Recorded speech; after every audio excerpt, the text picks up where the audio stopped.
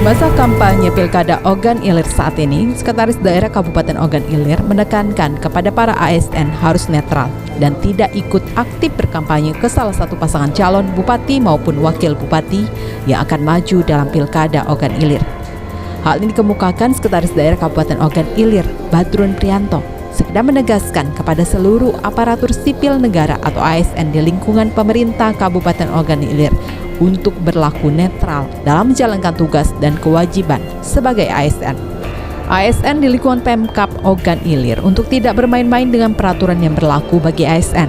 Asalnya, ASN yang kedapatan ikut aktif berkampanye saat dinas akan diberikan sanksi administratif sesuai dengan tingkat kesalahannya. Untuk itu, seluruh ASN di Ogan Ilir harus netral saat melaksanakan tugas dan kewajibannya secara kedinasan. Apabila ada ASN yang tidak netral di lapangan, serta ditemuinya bukti yang konkret, ASN tersebut akan langsung disanksi administrasi, bahkan ditarik dari jabatannya. Namun ASN memiliki hak pilih secara pribadi yang dapat digunakan ASN untuk menentukan pilihannya. Hak secara pribadi inilah agar tidak diintervensi oleh pihak lainnya. Sementara waktu ini sampai hari ini ya biasa-biasa saja, seperti biasa. Berjalan ya? Berjalan, roda permintaan berjalan seperti biasa. Dan memang kami dalam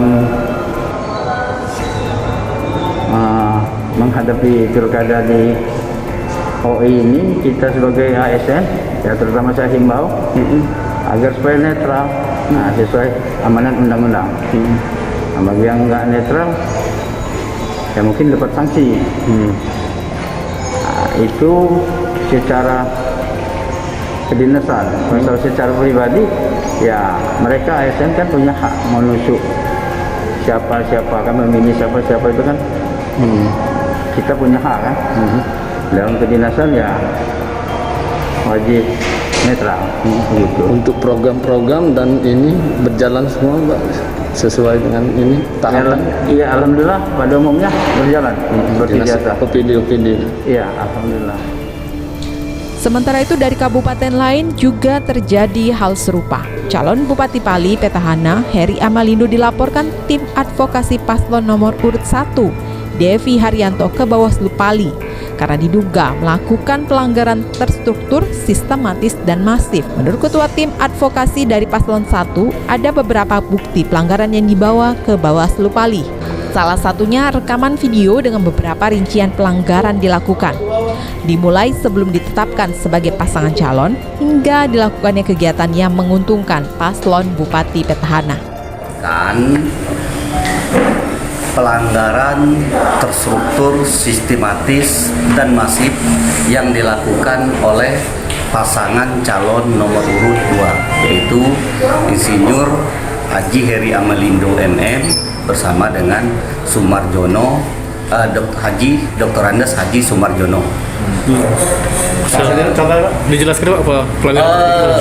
Pelanggaran TSM ini merupakan suatu pelanggaran yang terstruktur, sistematis, dan masif, dan ini dimulai sebelum penetapan pasangan calon.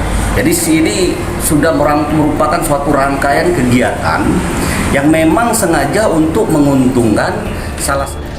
Komisioner Bawaslu Pali dari Divisi Pengawasan Iwan Dedi mengatakan bahwa setelah menerima laporan dari tim kuasa hukum paslon nomor urut 1 Devi Haryanto dan Darmadi Suhaimi, Bawaslu Pali akan melakukan kajian awal untuk diverifikasi. Bila terbukti akan ditindaklanjuti ke ranah hukum. Kami dari Bawaslu Pali kedatangan kuasa hukum dari pasangan nomor urut 1, yaitu Bapak Hasan Sani dengan Pak Dipura ya, terkait dengan adanya dugaan pelanggaran terhadap pasangan nomor urut 2. Dan dalam hal ini pelanggaran tersebut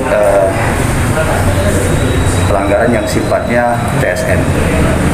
Dan kami dari Bawaslu dengan adanya laporan menyikapi adanya aduan dari kuasa hukum paslon nomor urut 1, Firdaus Hasbullah selaku kuasa hukum paslon nomor urut 2 menyatakan pihaknya menunggu panggilan dari Bawaslu Pali.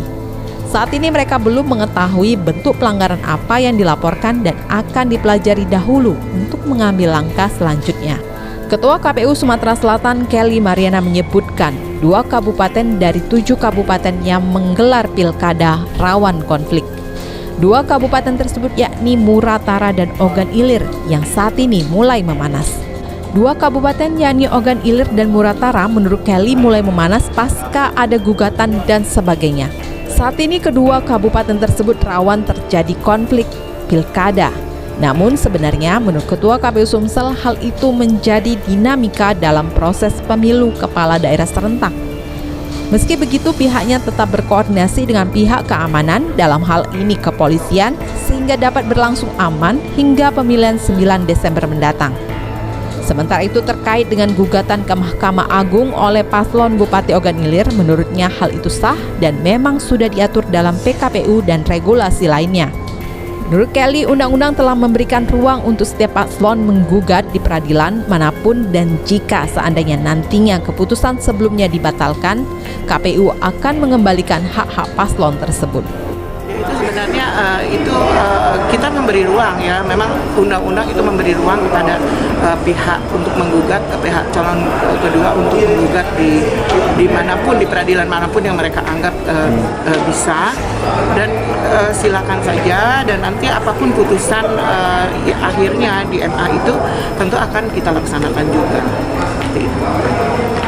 Ini kan kita lihat di 7 kabupaten itu yang sudah kelihatan ada agak memanas lah karena ada gugatan-gugatan itu di 2 kabupaten yaitu Ogan Ilir dan Muratara ya. Jadi tapi kita mengharapkan bahwa ini adalah dinamika politik yang terjadi di dalam pelaksanaan kontestasi Pilkada serentak 2020. Jadi kita tetap berkoordinasi dengan pihak keamanan sehingga amanlah untuk pelaksanaan Pilkada sampai 9 Desember.